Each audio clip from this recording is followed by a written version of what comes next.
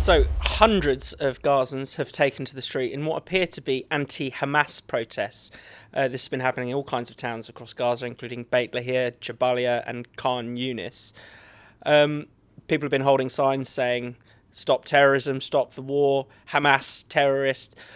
Tom, what do you make of this? Because it's an indication that often, it's true that many Gazans absolutely despise Hamas, but we often, because of it being an authoritarian society, we often don't see these glimmers of dissent. No, absolutely. I think a lot of kind of credulous Western commentators have done Hamas's propaganda for them in lumping those two together. The genocidal terroristic group which rules over Gaza with an iron fist and the ordinary citizens of the Gaza Strip. There's always been, actually, even in the context of some very brutal repression since they fully took power in 2007 after they were elected in 2006, there have often been flare-ups of things like this. Back in 2019, there was this movement called We Want to Live, where you saw kind of protests springing up across the Gaza Strip, particularly against the kind of spiralling cost of living. Those were very brutally repressed. A couple of years later, just sort of as they were coming out of the pandemic, there was an online movement called They Kidnapped Gaza, they meaning Hamas. It was actually run by a few people who had to flee the Gaza Strip as a consequence of being, again, kind of hounded after their involvement in the previous set of protests. And we even saw protests flare up again, kind of anti-Hamas movements, just a few months before the pogrom in 2023. So there has always been this tremendous agitation against Hamas and a level of desperation that meant, despite the fact that they knew what the consequences of this kind of opposition would be, that people were still prepared to take to the streets. Given the fact that there have been so many people in the UK, in Western capitals, who have taken to the streets, in effect, in favour of this organisation, who have marched at supposedly pro-Palestine demonstrations in London, organised by groups, not in substantial number of which have quite direct links to Hamas. The fact that we've seen situations of protesters, people like Peter Tatchell, basically being hounded and harassed whilst attending pro-Palestine marches because he's holding a placard which on the one hand condemns the Israeli government but also condemns Hamas itself. I think it should spark a fair amount of soul-searching amongst the supposedly pro-Palestine set who, even in cases where they weren't explicitly condoning Hamas, that's essentially a crime in this country, we're certainly giving them a very easy ride. So it's telling that we've seen such kind of explicit condemnation amongst Gazans. They've got the guts and the wherewithal to do it, but that has been markedly absent from a lot of these protests that we've seen in the UK and across Europe and everywhere else. Definitely. And Luke, if you hold up a sign in the UK, in London, and it says Hamas are terrorists, the police will have a word with you. They'll tell you to put the sign down. Yeah. You won't get locked up, but you'll be told not to do it. Yeah, probably the only country in the world where you can be arrested for holding up a sign that says what the law is. The police, it's worth saying that the police are faced constantly with difficult public order issues in relation to these demonstrations, and it's not always straightforward because often when counter demonstrations turn up, there's the threat of trouble between the two groups. But you're right, we have got, in terms of policing speech, these raise important issues.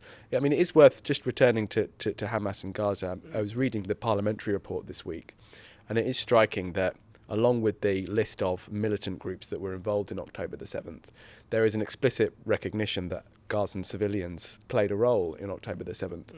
So it's quite poetic that these demonstrations are now being reported in the same week that report is being published, because I do think it's easy to forget that there are, and always have been, as Tom says, real pockets of resistance against Hamas. And of course, it's been extremely difficult to get a sense of what activity those groups are involved with, because all the media that comes out of Gaza is controlled by Hamas. Yeah. So getting a clear picture as to what the role of Gazan civilians is in resisting Hamas, and just worth remembering how appallingly difficult that would be to do if you were a Gazan civilian, to effectively display actively your opposition to a militant organisation who use their civilians as human shields, who steal aid and then sell it back to their own people, who will execute people who openly proclaim their opposition. It's really worth taking a moment to recognise the bravery of those people that come out on the streets and using them as a beacon of hope. it is worth dwelling on some of that sort of repression that people face in Palestine. And the idea that you can be pro-Palestinian and not anti-Hamas seems to not really have entered the consciousness of any of the sort of, keffiyeh-clad, ostentatiously pro-Palestine set. No, absolutely. And when we're talking about the demonstrations that we've seen, say, in London periodically over the course of the past 18 months or so, it's often treated as if you're just speaking in hyperbole, or you're trying to smear them when you say there is elements of very clear pro-Hamas sentiment. I mean, I think it's really worth challenging that kind of deflection. And, it goes without saying that there was the paraglider girls, or people who were walking around with, signs and things that were kind of directly referencing and therefore celebrating the pogrom in southern Israel on October the 7th. But you also look at some of the organisations that were organising that first spate of protest. You look at things like the Muslim Association of Britain, which was founded by a former Hamas chief who for some reason lives in London. You could look in a council flat that he's bought with right to buy. Absolutely. One of a Maggie Thatcher fan, I'm sure, as much as anything else. You look at many of the people on the supposedly anti-racist, anti-imperial left who have been very warm towards Hamas over the years. It's not some kind of Daily Telegraph faux talking point to say that whether it's Jeremy Corbyn referring to his friends from Hamas and Hezbollah in that public meeting, whether it's people like Lindsay German from the Stop the War coalition, a leading light in the Socialist Workers' Party, who gave a speech around 2006 saying that while she might have disagreements with Hamas and Hezbollah, if she had to pick, she would rather be in their camp because democracy in the Middle East is Hamas, is Hezbollah. That's more or less a direct quote. The idea... Judith Butler, the leading light of trans ideology, is a huge Hamas fan.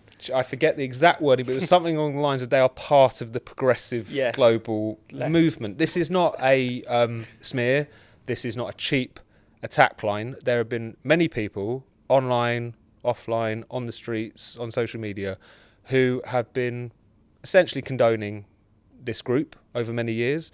And to be honest, I think while many of them have had cause to repeat some of those things in the wake of what happened on October the 7th, there hasn't been much sense of a proper public reappraisal of their previous positions, to put it as delicately as I possibly could. So it's given all of that, given the protests that we're seeing cropping up now in Gaza, and also given the really grotesque nature of that particular regime. I mean, we all know what happened on October the 7th. We all know the genocidal depravity and all the rest of it, that the gravest crime that Hamas, and we hope they will ever be able to commit, expression of absolute pure apocalyptic Jew hatred. But you look at how they treat their own citizens, you look at the brutal repression of any dissent, you look at the fact that the leaders of Hamas, people like Ismail Haniyeh, the former political leader of Hamas, may not rest in peace. He was watching October the 7th from the plush surrounds of his Doha office, and when he was taken out by the IDF, he was sitting on a personal wealth of about $4 billion US.